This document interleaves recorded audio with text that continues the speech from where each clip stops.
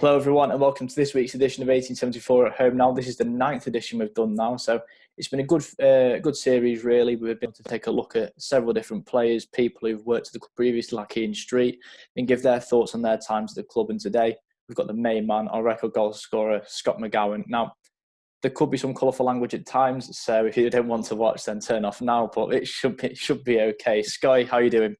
I'm all right, mate. How are you? Yeah, not too bad. So today was the fourth week back in training. How are you finding it, and what's it like being around the lads? Also, it's great. I mean, it's just some unprecedented times, isn't it? You don't know when that time's going to come, but getting back with lads and stuff, it's been great. So it's like never been away, really. And it's good to have that banter and stuff and get back training, so it's good.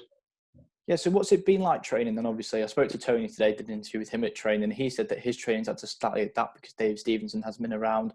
So he's had to adapt the way that he's trained. What's training been like for you then? To be fair, I mean, I missed the first session for a little bit of illness, but that's all under wraps now. That's okay. So I've been back. I think this is my third session, I think, this week. And it's just about getting yourself, just preparing right, should I say, because none of us know when the season's going to start again.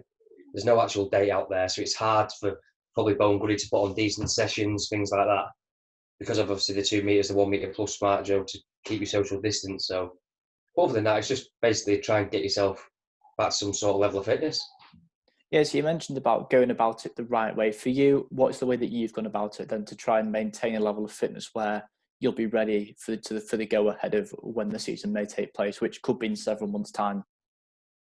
I'll be honest with you, mate. To be fair, when it all found out and Joe, it was all null and void. To be fair, I took it quite bad. I wasn't interested in it at all, Joe. Thought, what's the point? Basically, it was that sort of bad. That's how I took it quite bad, to be fair. But obviously, then doing a little bits of runs here and there, try and get myself back up, and then get back trained. Just try and put it in as much as I can. Try and get up there as much as I can.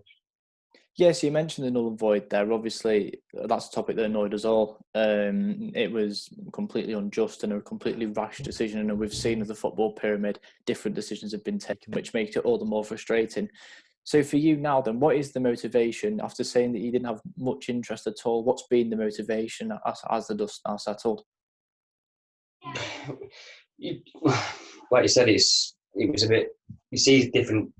They keep backtracking a little thing for me. The FA, they keep doing, like you said, they say one thing, then another thing happens.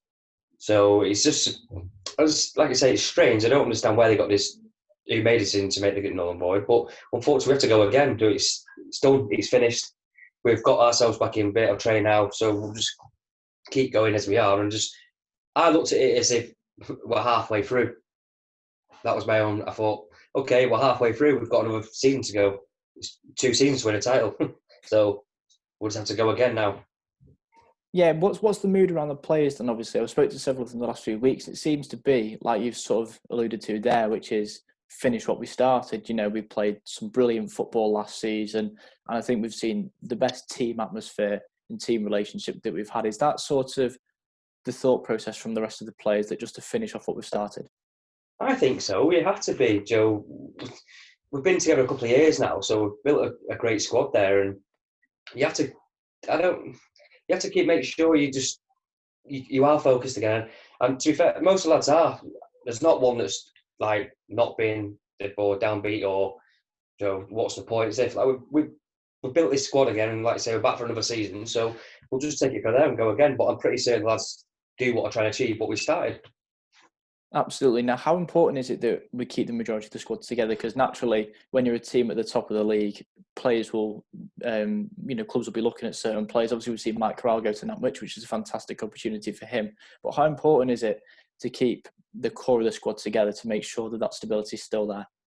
It's vital because, I mean, you see different clubs and stuff, you bring in players after player. Sometimes it works, sometimes it doesn't. So we're into, this is probably our third season together now, and you only get better as you go along.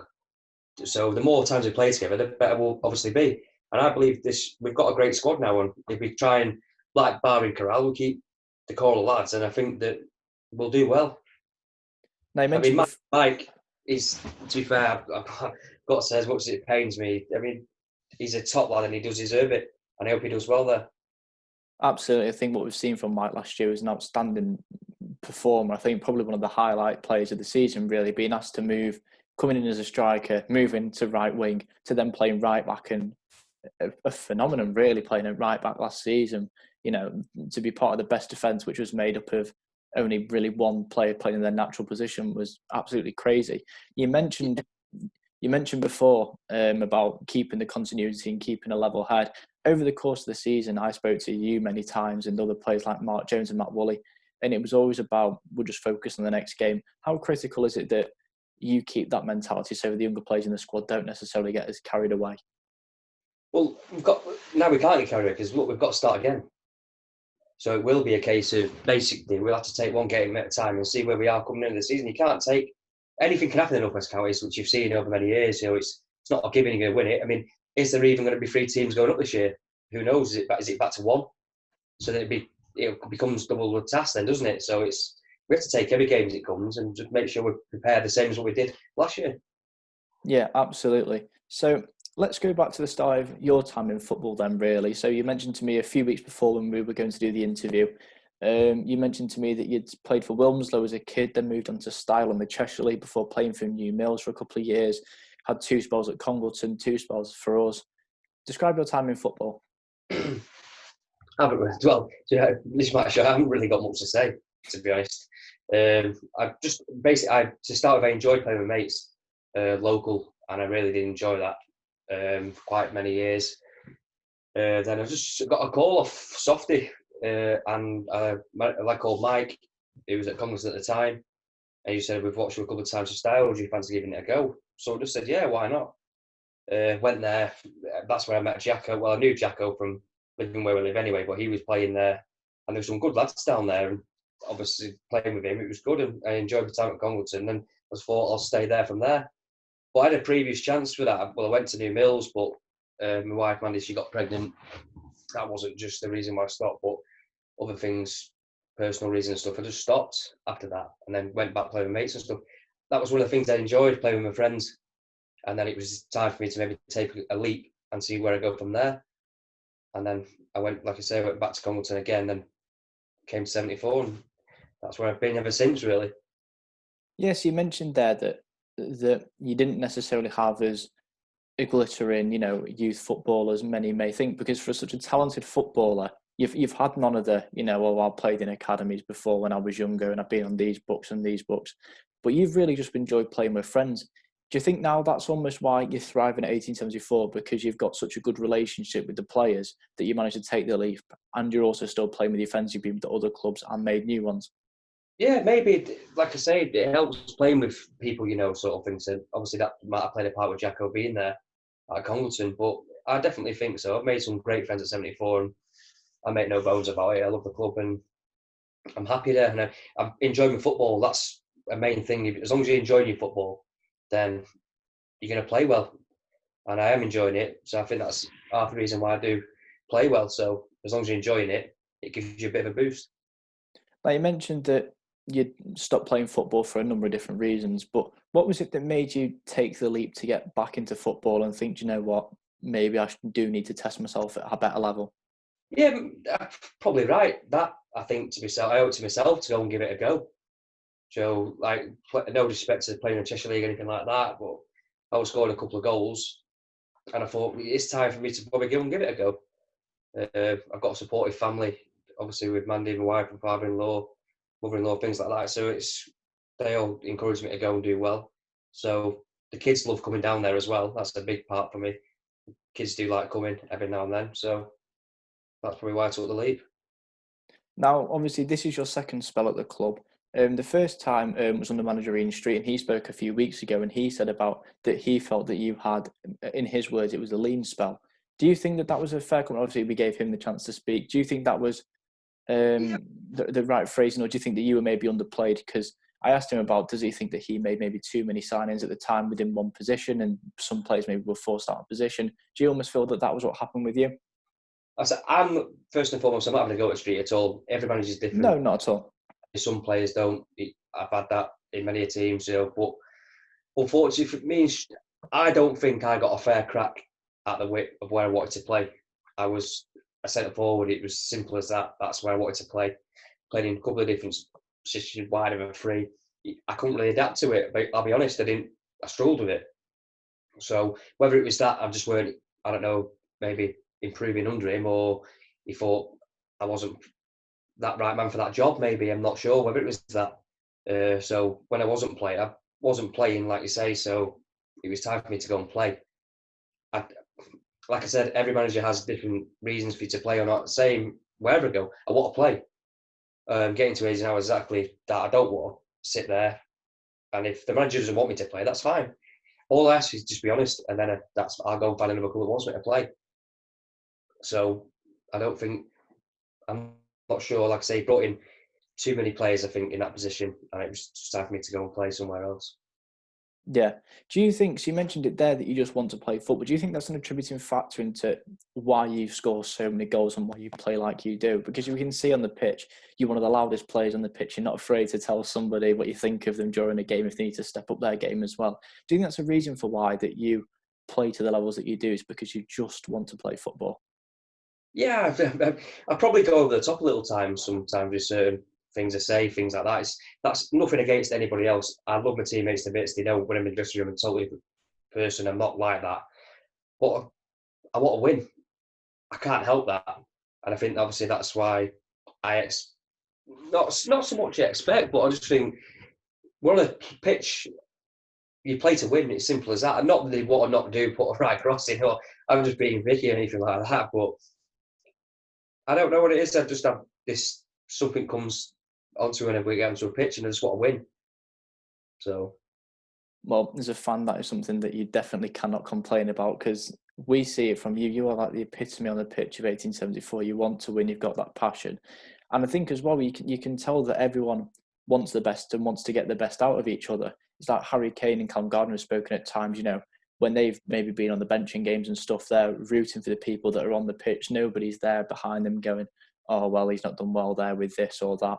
It's that real passion and drive. Callum Gardner mentioned to me that you've all got a lot of trust in each other, and that's one of the keys to success. Is that what you've got, do you think? massively, I think we've got that in abundance. I think we all trust each other without a shadow of a doubt. Whoever starts coming off the bench, we can all do the same job. First and foremost, I think that's credit to the lads as well, and obviously the management team. We all have that trust. If you were happy about not starting, then probably, my opinion, football's not for you. It's rightly so. They should be disappointed. But they also, on that hand, they want you to do well. They don't throw their face around or anything like that, or whoever's not pitching the squad. We just get on with it, get on with the job. And you look at the times, like you say, Harry Kane, Callum Gallagher, people like that. Look at how many times they change the game when they come off the bench. I mean, you could give Callum could probably sit out Callum Gallagher for 85 minutes. You put him on, he'll take two touches and put it in the top corner. That's just what he can do. And obviously, if he's time, he plays just as well. So we've all definitely 100% got that trust in each other. And obviously, again, I think that helps. Yeah, absolutely. Just to quickly go back then, when you rejoined the club, obviously Ian then departed and Wayne and Paul both took on the job, and one of their first moves was bringing you back. What were the conversations that you had, and were you slightly nervous about you rejoining the club, or was it just a heartbeat decision? Yeah, massive. I mean, I remember I had a chat with Bells about it. I think I was actually dropping my training kit off, to be fair. I went and had a chat, but as soon as they said to me, I want you to come back, I wasn't nervous at all, because I think I was only away 2 weeks, to be fair. It's not a long spell, but when they gave me the opportunity to come back, because before, like you say, I don't really think I'd shown what I could do. So I jumped at the chance, and for me, it was the right decision, probably the best decisions I've made. Coming back under them two, they think they've got trust in me, and they're confident that I'll score. So, and I'm obviously myself confident that I'll score. So I'm just trying to repay them really as well for bringing me back, which I'm ever grateful for. Absolutely. Now, the ethos and the style of play that Wayne and Paul have put on the team, I think, is better than any level or any standard I've seen in the Northwest Counties for the last 5 years. I can't remember a team that plays such fluent football and such good football. Do you think that the style really does complement your game and allows you to do what you do so easily? Massively. I've had a conversation with Bowen Goody about it. where to go, a directional play, things like that. And basically, both just say to me, "Just you stay down the middle." And I thought, oh, well, probably getting used to this sort of thing. And the style of play they play, personally, I think it really suits me. And I get chance after chance and I manage to score goals off it the way they play. So I can't complain with that really. And I think, like you said, we are a footballing side. Yeah, absolutely. Now, the next full season after you rejoining happened to be the year we had the FA Cup run and also then the FA Vars run as well. Talk us through that season and what was it like being part of a team during that year that was doing success, which was so successful in several cups? It was awesome. I think you want to be a part of them, them journeys and the FA Vars and the FA Cup. I think the FA Cup was the Ossett one away, wasn't it? We just missed out on penalties. I mean, it just shows how far we've come as a team, to take someone of that, what the league above or something like that, and take them all the way. We probably had chances to win the game as well. I think probably I had one of them as well, to be honest. But we got to penalties, and just testament to us, all the lads as well, that all the hard work they put in, and then you get to a run like the Vars. You suddenly, when you get to the semi-final, you can dare to dream, if you like. Don't forget, when we got to Thatcham, and we got all that way, and there was and ahhing whether the game was going to even be on. So it was a bit strange times, if you like, and then we got the news it was on, it was great, we were all buzzing for it. And to be honest, I don't think that was a bad result coming away from there with a 1-0 loss. That was not, we were in the game. And it was just a shame. We got back home and obviously the fans and that were there, was absolutely brilliant. It was class. It's a shame we couldn't finish the job for them really, but it was probably one I'll never forget, to be fair. It was a good journey. Yeah, absolutely. Now, you mentioned the Thatcham tie, and I think I agree with you that the 1-0 away from home isn't actually a bad result. We were in the game, we had chances. They'd only scored a penalty. So there was no goals from open play. They hadn't necessarily threatened. They were just a well-drilled and organised team. And I think in the reverse leg as well, I think they got quite a bit of luck. They had a questionable free kick and a deflection that came back off that. We had a goal disallowed and so various different things. But as a player, was it almost slightly overwhelming in a way, seeing so many fans in, was at Wincham Park at the time in there from maybe the 300 we'd had in midweek? Yeah, definitely. I mean, it was just to be a part of it was awesome. It was brilliant. Even when you're warming up and you can see people coming in and things like that, and there's talks of maybe delay to kick off or anything like that to make sure everyone's in, things like that. I don't think there was a delay, was there? No, there was. There was a delay. 15-minute delay. Wow, that just a testament to everybody that came and watched. So it was just brilliant to be a part of, and it's just a shame we couldn't get there, to be honest, because what a day out that would have been. Yeah, absolutely. And potentially this season we could do it again. Who knows? I think with the squad that we've got now, I think we've seen the progression from the players that were there to the players that are here now. It's virtually the same, but there are a couple of additions in there that are really crucial to the team. Like a player like Sam Hare, I think is completely unnoticed because what he offers to the game, constantly keeping the ball moving, is something that we haven't seen as a club since him, really. Sam Hare, where do we start with Sam Hare? I mean, Sam Hare is absolutely brilliant. I find it hard. I don't even know whatever. I try and even have a go at Sam Hare, to be fair. He's probably one of those I even do. He just looks at me and I'm thinking, I have no right to even question some of the things he does. But what a player. And I believe, again, he definitely, another player that could play a couple of leagues higher, in my opinion. And it's great that we've got him. And the longer we keep him, the better. Yeah, absolutely. Now, moving on to different players in different areas now, we've got several wingers coming back, like Ryan Jackson, Joe Woolley. They'll be coming back into the frame as well. We've got other wingers there as well. How good is it for you seeing them coming back this season, knowing that you could have the supply from these sorts of players coming in on the wings to feed you for goals? Brilliant, to be fair. I mean, I remember actually, I'll just go back to the start when I joined, actually, having a conversation with lads and thinking, Ryan Jackson will get you this when he goes. He's absolutely brilliant on the wings. And I seen him play and I thought he was absolutely brilliant, to be fair to him. I haven't played against him. And then I joined and he goes and gets himself injured. So that didn't go down. Not that he was his fault. Now he's coming back. I've been training with him, been seeing Joe back. Joe has got unbelievable feet. Joe, I'm so pleased for Joe. I think he had another setback. I don't know if it was the same leg or a different leg, but I just think he was so unlucky because he's a talented player, like Sir Ryan Jackson as well. It's going to be great having them back. They're going to be like two new signings, if you like. So it'd be awesome. I can't wait to see them both back on the pitch. Absolutely. Now, how good is it seeing those sorts of players back mentally as well for the side? Having them back in training, getting them more involved. Because last summer they were more maybe doing just a bit of running rather than any contact or any like ball work. But we've seen them starting the ball work again this summer. How good is it to see that? Well, that will only give us a boost. So there's no other way around it apart from, like I said, I personally believe that we like new signs. It will only give the team a boost to have players both back like that. I mean, everyone knows, obviously, from them both playing previous, they know how good they are. So, like I said again, I can't wait to see them both put on the shirt again and start. What is it, do you think, that makes a squad close together? Because there's one thing, playing well and winning on the pitch, but what is it off the pitch that really makes the team as close as it is together? Because we all want to play football and we've all bought into the same ways, the way Buddy and Bo play. I think that also helps. But the banter around the pitch and the way we all get on, it's like we've been mates for years, to be fair. Obviously, the dressing room's class. You walk in there, everyone's laughing and joking. There's a few jokers in there. It's brilliant, and I think that helps. You got a good dressing room, then that also plays a big part in it. Yeah, how important is it to have those different characters that make up the dressing room? Ryan Jackson said to me today that he's one of the class clowns. Callum Gardner as well. He thinks he's one of the class clowns. How good is it to have all these different characters that just make up the team for the way it is? Brilliant. You have to have that. I mean, we all know, obviously, when you get down to your team talks and how serious it is, and do we have to all switch on and make sure we're close to it? But you need we need that. You need to have someone that's in there and it's likes to have a bit of a laugh and a joke, play the odd prank here and there. So it's brilliant, and I just think we've got that, and I just think we're tight and close knit, and I think it's been brilliant for us. How good is it to see some of the new signings as well from last year, like Harry Kane and Lee Knight, all fit in there nicely, and there was no slightly like nobody left out. Not at all. No, they both fit in perfectly well. Both of them have been a breath of fresh air, really, to be fair. They just fitted in nicely. You'd have thought they probably started with us, in all honesty.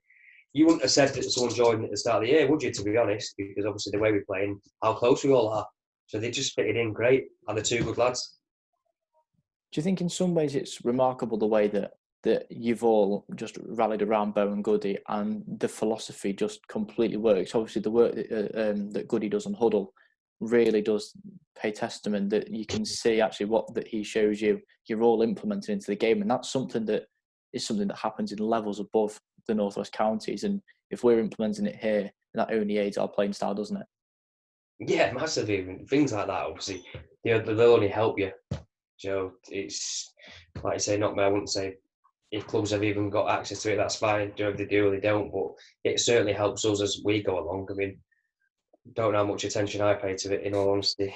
I do look at it in some respects, but obviously getting onto it and stuff probably should take more notice. But it's been great. He's worked me a little bit today in training and certain things that he's obviously picked up on, and obviously that you can see, and obviously to help my game, and that'll only benefit the players. So it's a great thing to have.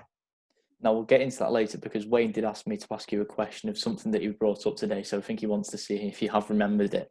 But I was looking through the stats this week when I was writing my interview, and you've scored 130 goals in 190 appearances. How do you do it? How do you keep those levels going across these period of seasons where it's just one goal after another in games? That is a phenomenal record, isn't it? You're only as good as your team around you, to be fair, as well. I'm not just going to take all the credit for that. I mean, I've got some great lads around me, and as long as they keep providing me, I'll keep scoring. Yeah. That's the only thing I can say, to be fair. Like, I don't know. I probably, because I absolutely love scoring as well. I just think I'm eager for it. I want to do that. I want to try and score in every game if I can. And like I said, it's credit to the players around me. They obviously supply me, and as long as they keep doing that, I'll try and score. I think you're absolutely right to say that it was only as good as the players around you. And I think we have seen this season the real quality from all the rest of the players. And it was extremely disappointing in null void. But I think what we can take from this season is that we've tested ourselves against several sides in the leagues above. We played Witton Albion a couple of times. I think Handsworth, and I can't remember what the other side were. We played in the FA Cup at Pickering. In the FA Cup, we played Whitby in the FA Cup as well. All of these sides are in the leagues above. and we managed to give them all a really, really good go in these games. I mean, Whitby was just an innocent mistake from Bobby Turner that cost us that game. But in the game, we were completely outnumbered them. We absolutely battered them the whole way through the game, but couldn't quite get the cutting edge in those games. Moving forward, then, that must give you the confidence going into next season, knowing that we can play against these sides in the leagues above, and we are not coming up short against them. We are putting ourselves up against them, and knowing if we do go up at some point, that only aids us, doesn't it? Yeah, massively. Going back to them games, it just shows how far we've come as a team, and I do believe that Whitby game, I'm just going back to that, I thought we were massively unlucky with that, in all fairness. I mean, I would say as well, that's probably they played, there was no bones about that, that's their full team squad, and we give them a game. But vital if we keep majority, we know Mike Corral, he's leaving sort of thing, but if we keep the rest of the lads together, and I don't see why we can't be up there challenging again. That's what we want to do. That's obviously what the manager wants to do, so I don't see why there'll be a problem that we won't be up there, because the way we play, there might be the odd game that you play with teams that try and stop us playing, but that'll only make us better. If you come to change your game plan against us, then you might come stuck. Absolutely. Now, we saw several times this season that different teams maybe started with a game plan, but actually then, let's say the Skemmed game, they started with a game plan. I'm not overly sure on how they started it with, but I think they had about 3 shots that game and scored 2 of them. But then within the last 15 minutes, they sat with 8 men, 9 men behind, 10 men behind the ball. I think they played 5-5-0 in the end of that game. For me personally, as soon as they took the lead, that was it. Brakes on. Let's just get everyone behind the ball. But why wouldn't you, Joe? I'm not having to go at scare more. Plays like that. That's fine. We've gone there. They got a 2-0 lead. Like I said, 3 shots. I mean, they've gone in. They took the chances at the end of the day. It was up to us to try and get ourselves out of it. We got ourselves in. We get ourselves out. But one thing for definitely as well this year, we will go till the 94th minute. There's no question about that. And we'll have the same intensity as we start the game. So that's been massive for us as well. Yeah, I think you're exactly right with that, because Stu Wellstead mentioned to me, obviously when he rejoined the club for a short spell this season, he mentioned to me that he'd seen just the relentless way that we play this season. I think we saw that many times. The Skem game was another one. I mean, Harry Kane and Callum Gardner between them, along with a couple of other players, actually managed to just tear Skem apart within the last few moments of that game. Longridge is another one at home. We just kept going and going and going. And then obviously you managed to score the winner in that game. How important has that been that we've just kept going, and where has that come from? Is it to do with the fitness work that happened in pre-season alongside the mentality that Bowen Goody instilled in you all? I think so. I think a lot of players keep themselves generally fit anyway, to be fair. It's a bonus for us as a squad. But I think the pre-season was decent. We've got in a state where we were that fit, and I didn't play the Skem game. I was just sat watching on the sidelines. It was quite... I wouldn't say I enjoyed it, but I did when he took that, when he played, obviously, the ball and the touch and the finish was absolutely... That's just Callum Garner all over, to be fair. But if you look at that, it's the 94th minute.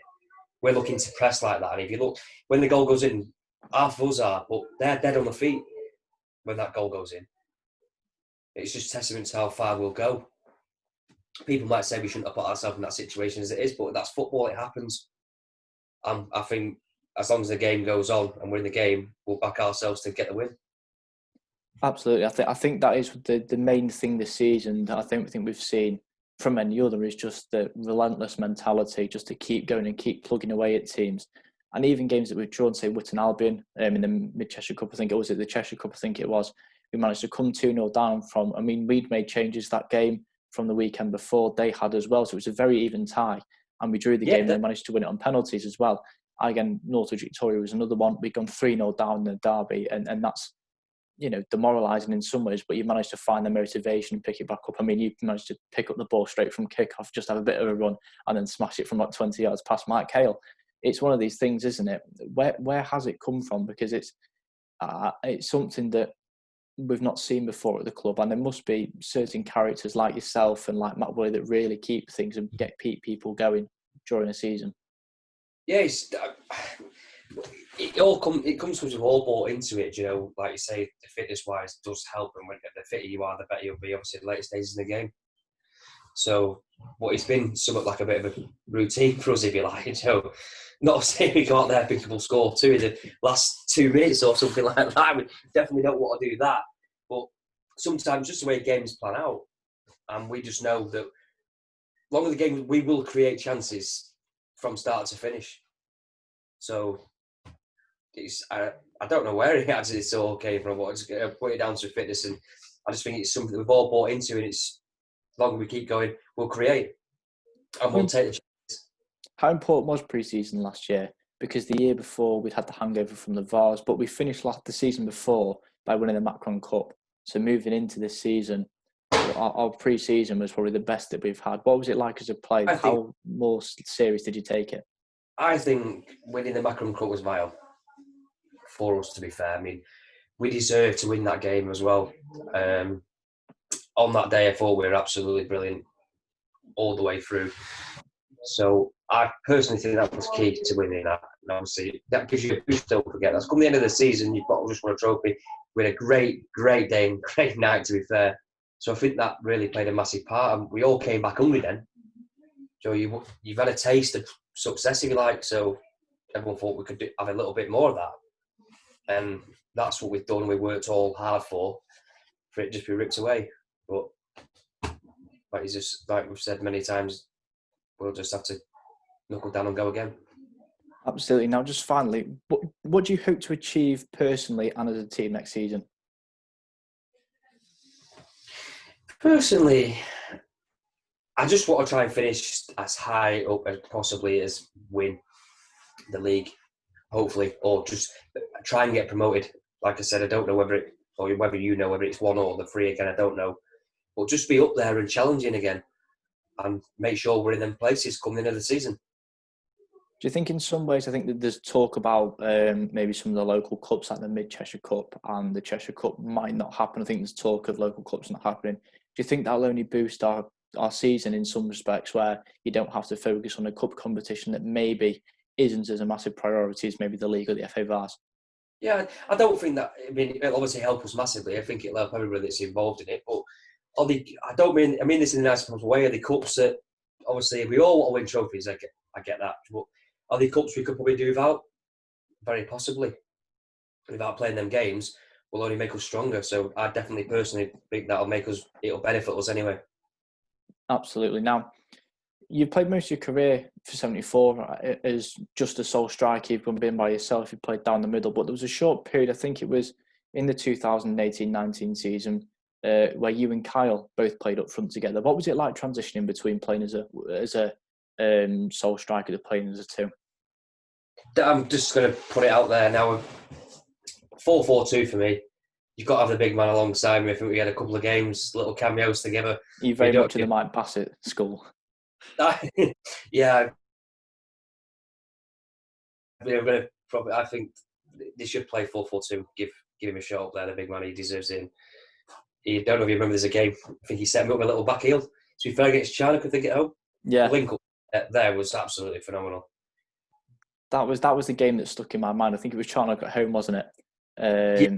That game, yeah. That's one that stuck in my mind. So would you say that you have a good relationship with Carl then? On off the pitch? Yeah, definitely. I'm happy to play lone striker, but given a chance with Kyle, obviously, if it come down to a game where we'd play 4-4-2, or even if he played ahead of me as that lone striker, because I know that's the formation we sort of play, but I just love Kyle to bits. He's just one of them guys that he works hard and he's just a great guy. So I don't know what else to say about that. I mean, just think if he gets a run of games, obviously underneath him gets a couple of goals. I mean, look at that, the free kick he scored and what it meant to him. That meant as much to all us as what it did to him as well. So obviously the fans were great with him, and I just think he deserves to come back and be able to play, and hopefully he does. And it's great to see him back around the lads now. Yeah, it's great to see him. He's been at training the last couple of weeks, and it's great to see him back. How would you like to test your relationship with Kyle? See how well you do know him, because he is currently in the waiting room at the moment. All right, okay. Let's see if he can join.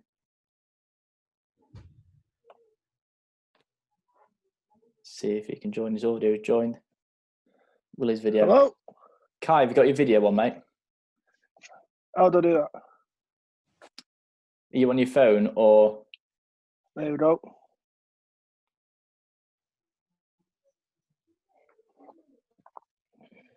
The link you gave me, there we are. Here we are. We are recording, mate. Oh, Riley, do. There you are. Right, partner. How are we, partner? Are you okay? Good lad.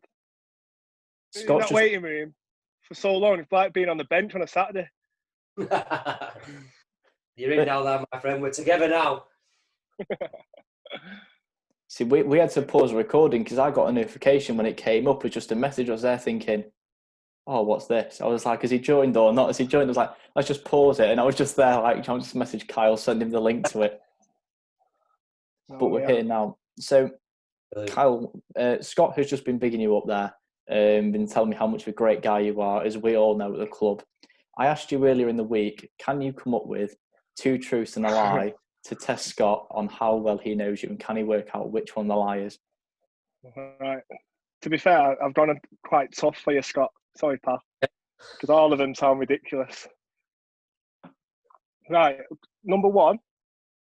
Once stopped Jermaine Jackson out of the Jackson 5 from claiming that he was a doctor when some woman had a stroke in the airport. Number 2, I have sang in front of a sellout arena with Catherine Jenkins at the MEN Arena.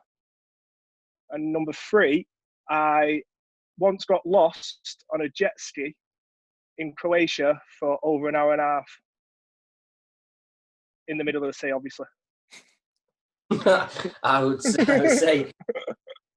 would say true, false, true. Incorrect, pal. You think I stopped Jermaine Jackson? How old am I? Well, listen, you made it. To be fair, this is solid. To be honest, I'm going to struggle with this. I've got a good set of pipes, so you should know that. In Say that again, fairness, I'm struggling to it's a bit of a trick question because the Catherine Jenkins one was with Young Voices at school, but it still counts.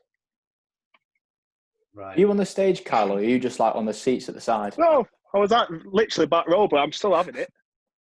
Oh no, yeah, fair play. You can't take that away from me. No chance.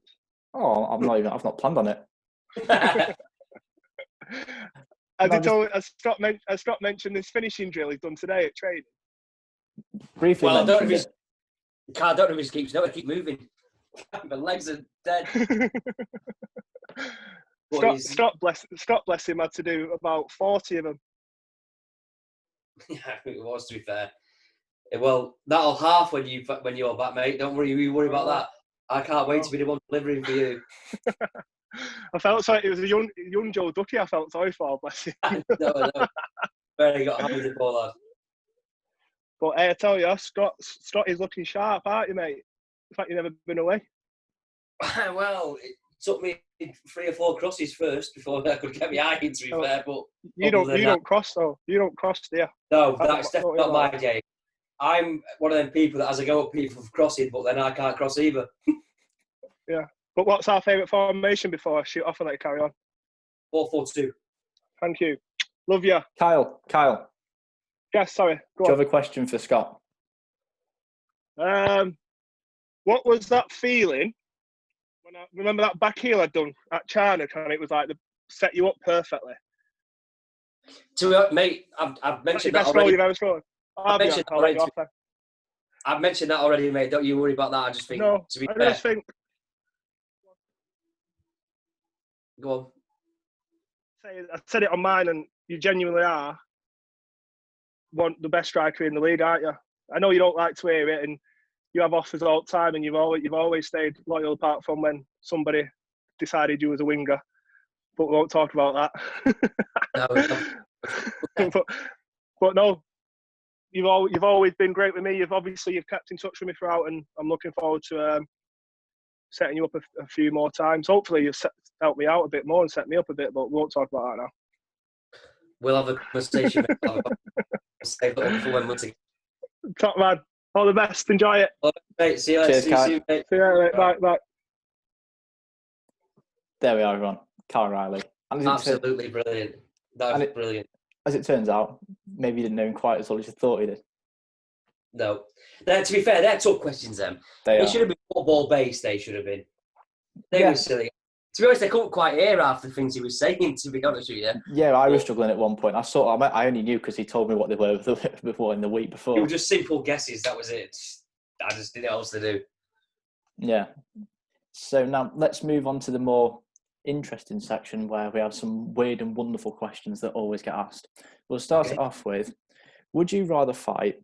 Because I can't use the same question. I can't ask if you want to fight yourself for 100 duck-sized versions of you.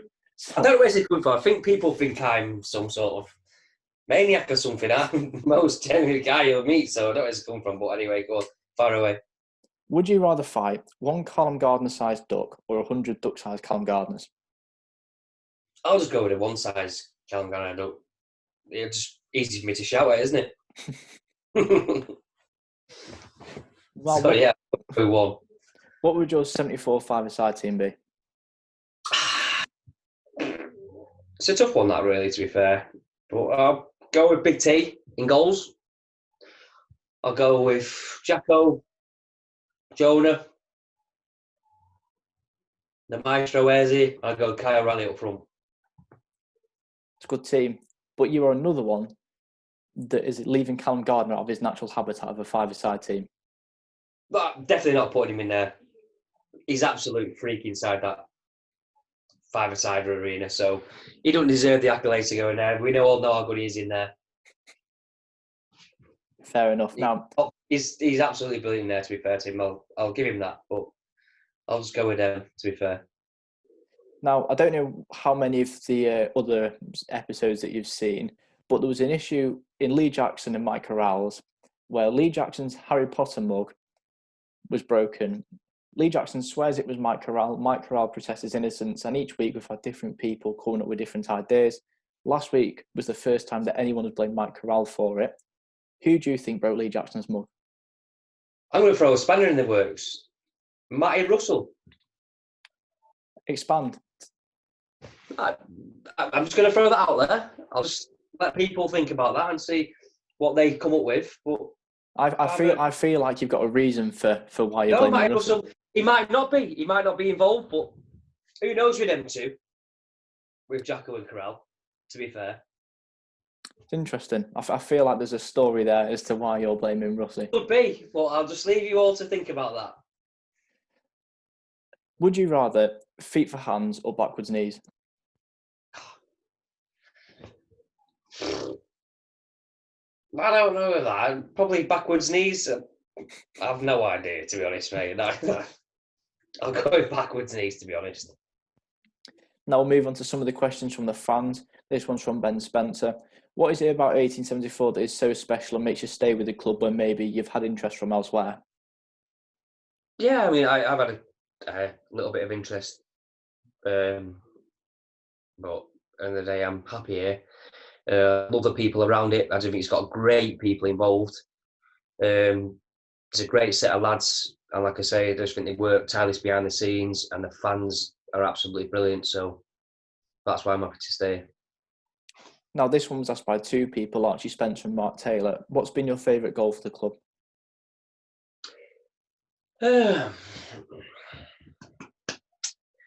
One that probably stands out. I wouldn't say stands out. I think probably going back to when Goody and Bo brought me back. I think there was one game left.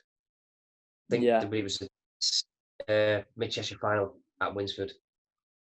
Yeah, I think to be fair, I mean, for myself, I just thought I'd maybe had a little bit of a point to prove, and to be fair, that will always stick out for me. To be fair, it was a cup final, not just because it was against Vix, but like I said, it was a cup final. It was probably one of my first games back, and I just thought for me to have a point to prove, and yeah, I'd probably say that.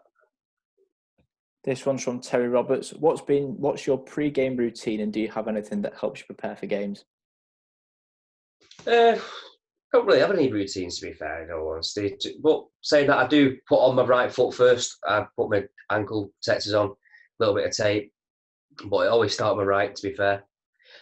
In fact, I'm probably telling a little bit lies, to be fair. I always have the same pair of socks that I played the game in, as long as I score. If I don't score, I'll mix it up. But if I score, nothing gets changed, and I certainly don't clean my boots. Well, there we are. I guess that is your little ritual that you use. Yeah.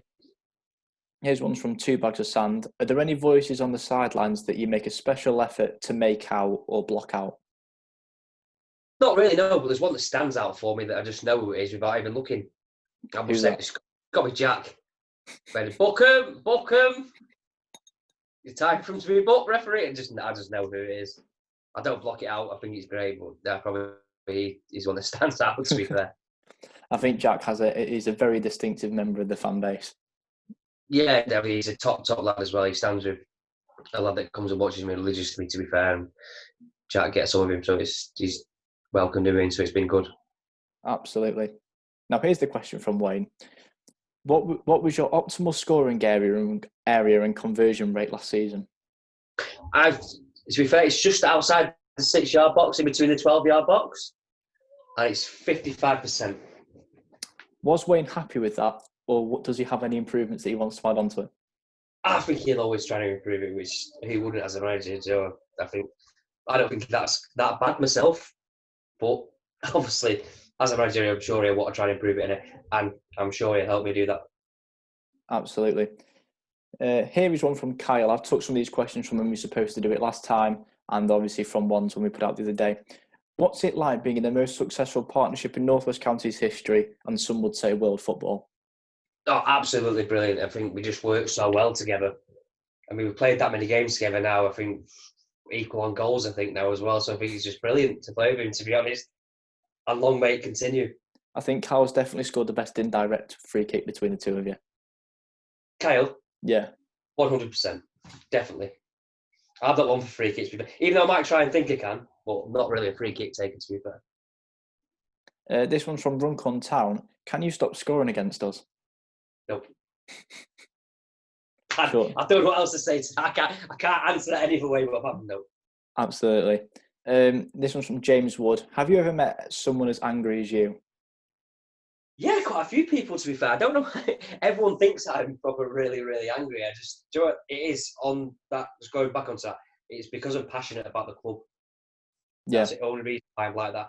I want the team, I love my teammates, I want the team to do well, but also the club, and I'm passionate about the club and the players. So that's where I am, and that's the way I'll always be. I think as a fan, you want nothing more from your players than just being passionate and loving the club. And you're Definitely. One of those people that you can tell that absolutely loves the club. You bought into the club. You wanted to come back to the club when you're gone. You wanted to prove yourself, and you have, and so much more. And I think that's one of the reasons why everyone loves you at the club.